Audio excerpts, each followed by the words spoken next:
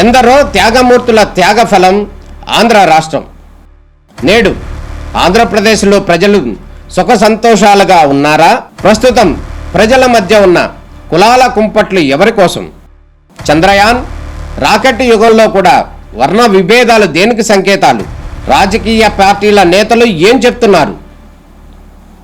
నేటి కాలంలో ప్రపంచాన్ని శాసించే మన యువత మేధాశక్తి ఏం కోరుకుంటుంది? తెలుసుకోవాలంటే ఆంధ్ర యువగలం. ప్రజల మాటే మా నోట.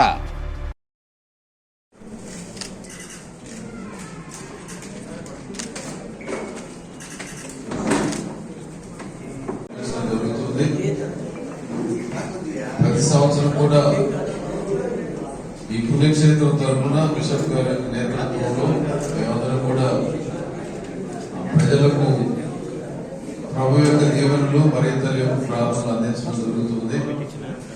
అలాగే ఏమైనా ఇబ్బందులు ప్రతి సంవత్సరం వస్తుంటే సంవత్సరం తర్వాత వాటిని మేము సరి చేసుకుంటూ ముందుకు తీసుకెళ్తున్నాం.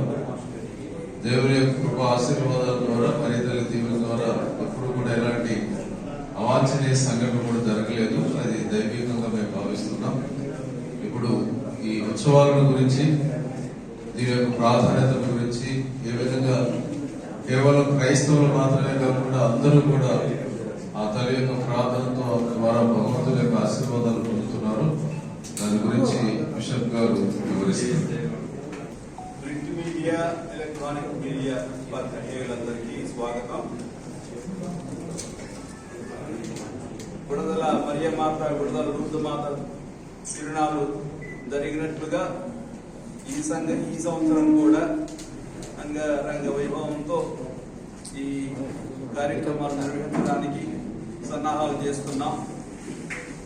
జనవరి 31వ తేదీన నవదిన జపాలు ప్రారంభించినప్పుడు అధికారపూర్వకంగా ఈ పండుగను ప్రకటించాం. వేలాది మంది భక్తులు వస్తున్నారు. ఇప్పుడే మేము ప్రతి సంవత్సరం పాటించినట్టు ఇప్పటి నుంచి ఈ నవదిన జపాలతో ప్రార్థనాపూర్వకంగా ఆధ్యాత్మికంగా ఈ పండుగకు సిద్ధమవుతున్నాం. ఫిబ్రవరి 9, 10, 11వ తేదీలలో చాలా మంది భక్తులు, మరియమాత భక్తులు తరలి వస్తారు. ఆ సమయాల్లో కూడా చాలా మంది పీఠాధిపతులు వస్తారు. ఈ సంవత్సరం కడప పీఠాధిపతులు, ఇంకా విశాఖపట్నం అధిమేత్రాణులు, నెల్లూరు మేత్రాణులు దీనికి రానున్నారు.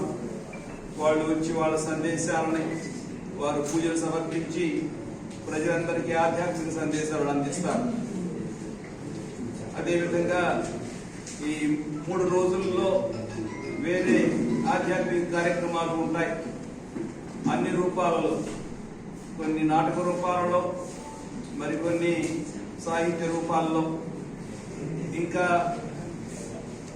వేరే ప్రార్థనలు, సంస్కారాల ద్వారా వచ్చిన వాళ్ళందరూ తమను తాము ఇంకొకసారి దేవుని మార్గాల్లో నడవడానికి అనుగుణంగా చేసుకుని వాళ్ళు భక్తితో, విశ్వాసంతో మళ్ళీ తిరిగి వెళ్తారు ఇంటికి.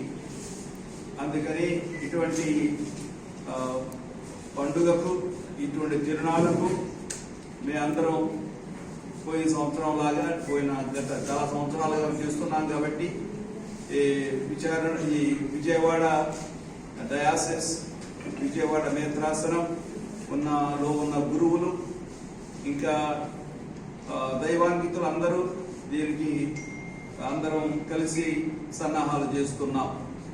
అందుకే ఇంకొకసారి భక్తులందరినీ నేను మనపూర్వకంగా ఆహ్వానిస్తున్నాను.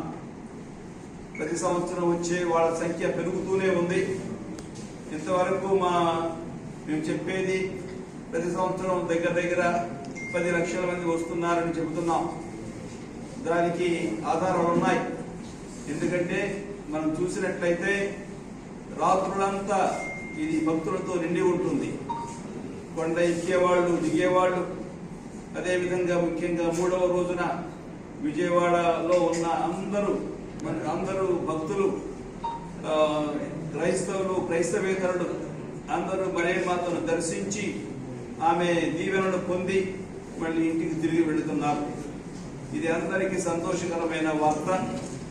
అందుకే అందరి అభివృద్ధికి, అందరి శ్రేయస్సుకి ఇక్కడ ఈ పండుగ రోజున మనం ప్రార్థన చేయబోతున్నాం. ఎందుకంటే దైవ సన్నిధి, దైవానుగ్రహం మనకు లేకపోతే మన జీవితాలు దుర్భరంగా ఉంటాయి. అందుకే ఎప్పుడు మనం దేవుని వైపు తిరిగి మనకు కావలసిన అనుగ్రహాలను కోరుకుంటూ ఉండాలి. క్రైస్తవ కథోలిక ధర్మం ముఖ్యంగా మరియమాతను మనందరి కొరకు ప్రార్థించే వ్యక్తిగా మనకు అందజేస్తుంది. ఆ మరియమాత భక్తి ఇక్కడ గత 102 సంవత్సరాలుగా ప్రాచుర్యంలోకి వచ్చింది. ఇంకా చాలా మంది భక్తులు ఇక్కడ వస్తున్నారు. తమిళనాడులో వేళంకిని మాత మందిరాలు ఉన్నాయి, వేళంకిని మాత పుణ్యక్షేత్రాలు ఉన్నాయి. అక్కడికి చాలా మంది వెళుతున్నారు. మన రాష్ట్రం నుంచి, ఇతర రాష్ట్రాల నుంచి అక్కడికి వెళుతున్నారు. అదేవిధంగా ఇతర రాష్ట్రాల నుంచి కూడా మన దగ్గరకు వస్తున్నారు. తెలంగాణ నుంచి, ఒరిస్సా, అదేవిధంగా కర్ణాటక, తమిళనాడు నుంచి చాలా మంది భక్తులు మన పుణ్యక్షేత్రానికి వస్తున్నారు. ఒక్కొక్క పుణ్యక్షేత్రానికి ఒక్కొక్క విలువ ఉంది, ఒక్కొక్క ప్రత్యేకత ఉంది. మన ప్రత్యేకత ఏంటంటే కొండ మీద వెలసిన మరియమాత, కొండ మీద వెలసిన లూర్దు మాత, ఆ తల్లి అందరికీ అనుగ్రహాలు సంపాదించి పెడుతుంది. అందుకే ఇక్కడ కూడా ఈ ప్రత్యేకతను మామూలుగా అందరూ తెలుసుకొని ఆ తల్లి దగ్గరికి వచ్చి ఆమె విడుదల ద్వారా అనేక అనుగ్రహాలు పొందడానికి అందరూ వస్తూ ఉన్నారు. అందుకని ఇంకొకసారి భక్తులందరినీ నేను ఆహ్వానిస్తున్నాను.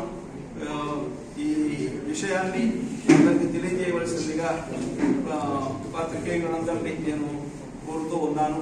వచ్చిన మీ అందరికీ ఇంకొకసారి నమస్కారాలు, తల్లి దీవెనలు.